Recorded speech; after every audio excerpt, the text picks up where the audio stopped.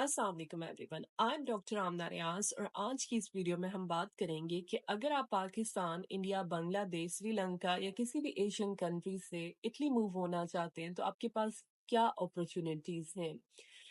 Italy के बारे में जब मैंने रिसर्च की तो I was very surprise to know कि इटली की यूनिवर्सिटीज में कोई फ़ी नहीं है। अगर आप पब्लिक यूनिवर्सिटी में एडमिशन्स लें तो वहाँ की कोई फ़ी नहीं है, मतलब आप वहाँ पे फ्री ऑफ कॉस्ट एजुकेशन ले सकते हैं। और on the top of that आप स्कॉलरशिप के लिए भी एलिजिबल हो जाते हैं अगर आप एक सेट क्राइटेरिया मीट करें।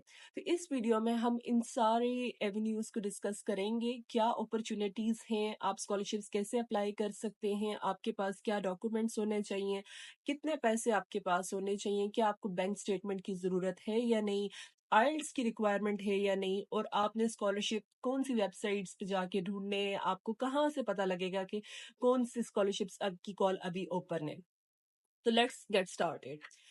As I said, I was very surprised to know कि इटली में कोई भी फी नहीं है as compare to the UK and other countries जहाँ पे फी बहुत ज़्यादा है। और स्टूडेंट्स जब आते हैं पाकिस्तान से, आई नो जब स्कॉलरशिप नहीं होता तो वो बहुत ज़्यादा हैवी अमाउंट दे के यूके में आते हैं और वो एक लॉन्ग रूट ऑफ इमिग्रेशन पे हो जाते हैं, क्योंकि यूके में इमिग्रेशन का रूट जो है वो 10 years का है फॉर स्टूडेंट्स। तो उसमें और on the top of that आप जो वीजा फी है, इमिग्रेशन कॉस्ट है, वो बहुत ज्यादा है। हेल्थ सरचार्ज एक बंदे की अभी £1000 अ ईयर होगी है। तो अगर आप 1 year का वीजा लेके आते भी हैं और अगर आपको PSW बाद में मिल भी जाता है तो ये बहुत ज्यादा एक्सपेंसिव हो जाता है। Where is when I research about Italy, it came to me that it is much cheaper and much better option, क्योंकि इटली में अच्छी यूनिवर्सिटीज भी हैं। लेकिन जो चीज़ बहुत क्रिटिकल है अगर आपने इटली में स्कॉलरशिप लेना है वो है डेडलाइंस। जो इटली का इंफ्रास्ट्रक्चर, अगर हम मैनेजमेंट के हिसाब से बात करें तो वो इस तरह का है कि इटली में डिफरेंट रीजन्स होते हैं। जो स्कॉलरशिप्स होते हैं वो रीजन्स की जिम्मेदारी होती है, मतलब वो अनाउंस करते हैं डिफरेंट रीजन्स। जैसे हमारे यहाँ प्रोविंशियल सिस्टम है, हर प्रोविंस अपने स्कॉलरशिप्स अनाउंस करता है और उनकी अपनी एक स्पेसिफिक डेडलाइन होती है। तो आपने डेडलाइंस को मीट करना बहुत ज़्यादा ज़रूरी है। प्रोसीजर बिल्कुल सिंपल है, जैसे कि बाकी दुनिया के ममालिक में होता है कि आपने पहले यूनिवर्सिटी में अप्लाई करना है इंडिपेंडेंटली।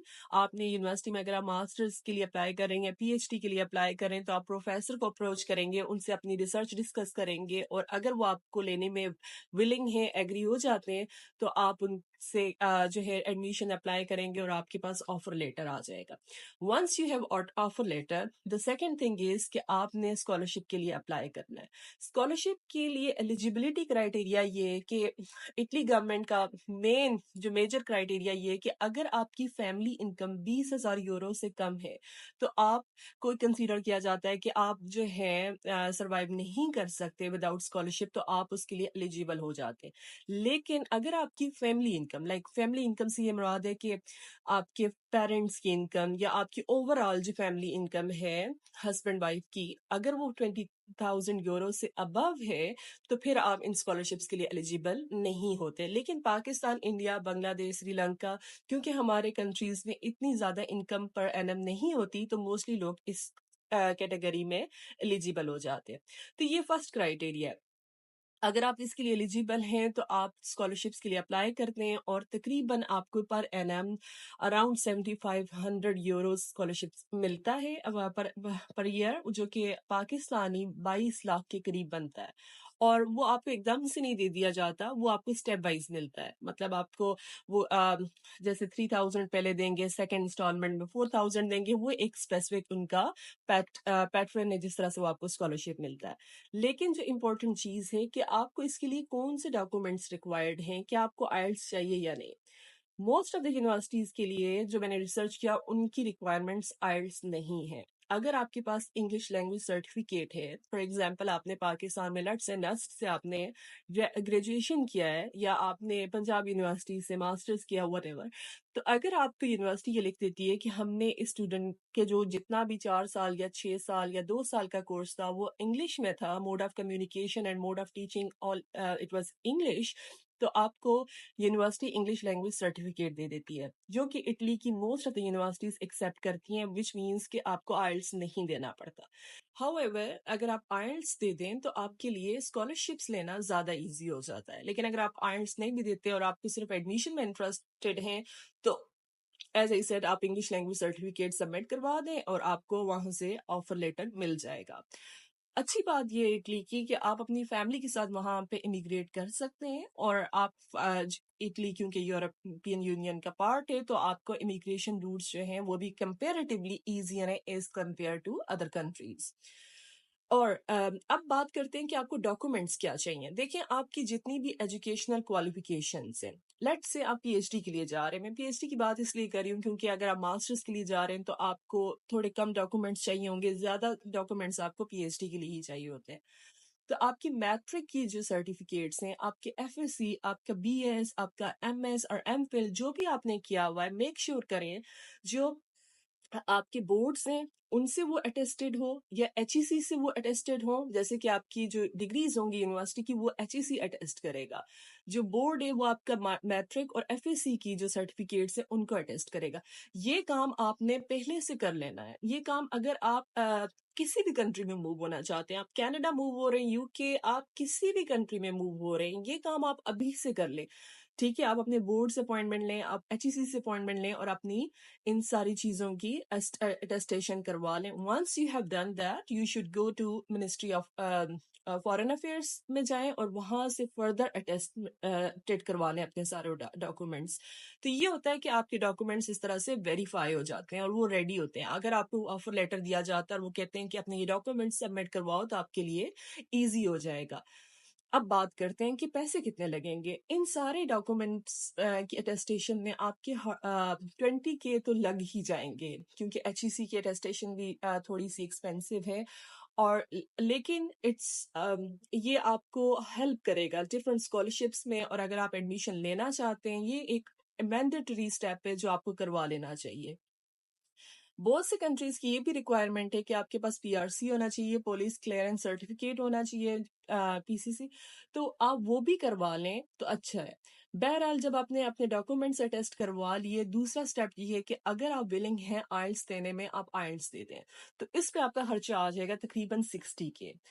नादरा से आपने कुछ डॉक्यूमेंट्स लेने हैं। फॉर एग्जांपल इटली के स्कॉलरशिप्स के लिए ये मैंडेटरी है कि आप अपना एफआरसी जमा करवाएं। एफआरसी होता है family registration certificate. For example उसमें ये होता है कि आपका पूरी फैमिली का ट्री बनाते हैं कि आपके फादर का क्या नाम है, आपकी मदर का क्या नाम है, आपकी सिबलिंग्स क्या है, ठीक है, ये सारा कुछ आपका बनेगा। तो आपको वो एफआरसी सर्टिफिकेट चाहिए, और ये बहुत ज्यादा इंपॉर्टेंट होता है जब अपने डिपेंडेंट्स के लिए अप्लाई कर रहे हैं। लाइक आप अपनी वाइफ का या वाइफ अपने हस्बैंड का अप्लाई कर रही हैं तो वो एफआरसी से चेक वेरीफाई करते हैं कि either you are part of a family और नॉट। सो आपने ये डॉक्यूमेंट भी नादरा से लेना है, और इसके इतने ज्यादा चार्जेस नहीं होते। आई थिंक अराउंड 2000 होंगे, I am not sure, but you can always confirm.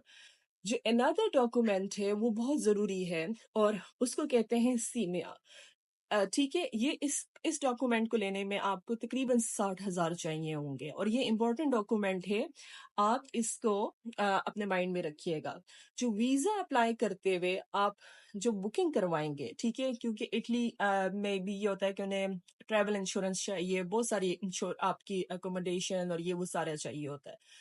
तो आप जो बुकिंग्स करवाएंगे वो आप मेक श्योर करें कि वो फुली रिफंडेबल हो, ताकि खुदा ना खास्ता अगर आपका वीजा नहीं लगता तो आपको वो पैसे सारे के सारे रिफंड हो जाए। वो थोड़ा सा कॉस्टली होगा, लेकिन आप ये होगा कि आपको 100% रिफंडेबल होगा। जो तीसरी चीज है वो ये कि आपकी वीजा एप्लीकेशन जो कॉस्ट है वो 18,000 है।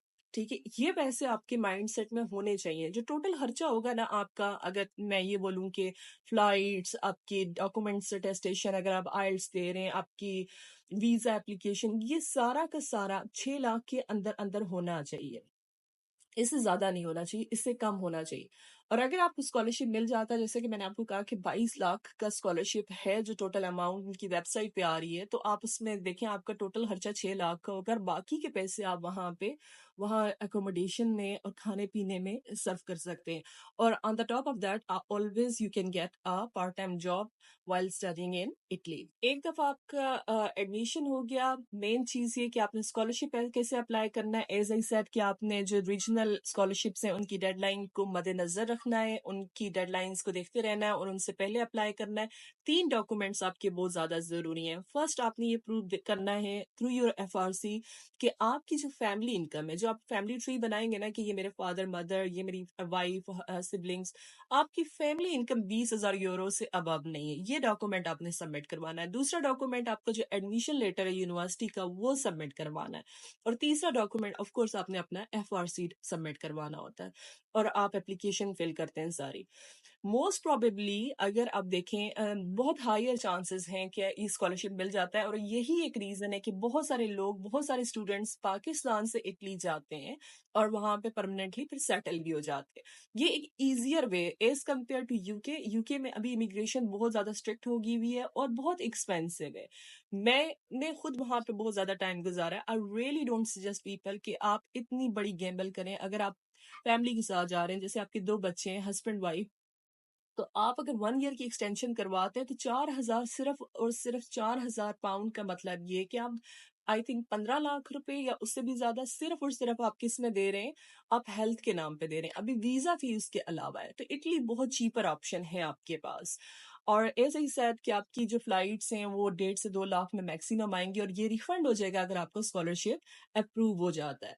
और स्कॉलरशिप की जो वेबसाइट है वो आप नोट कर लें, studyinitaly.esteri.it। अभी भी जब मैं इस पे सर्च कर रही थी, इस पे डिफरेंट स्कॉलरशिप्स हैं और उसमें अगर आप लिस्ट ऑफ एलिजिबल कंट्रीज देखें, उसमें पाकिस्तान, अफगानिस्तान, इंडिया, बांग्लादेश, ये सारे कंट्रीज हैं।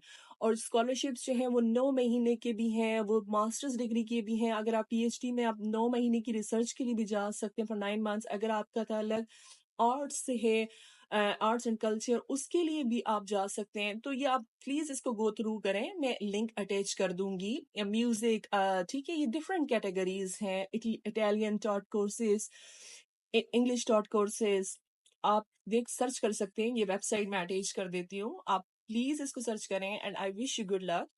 ये प्रोसेस थोड़ा सा हो सकता है टाइम टेकिंग हो, लेकिन ये इतना एक्सपेंसिव नहीं होना चाहिए।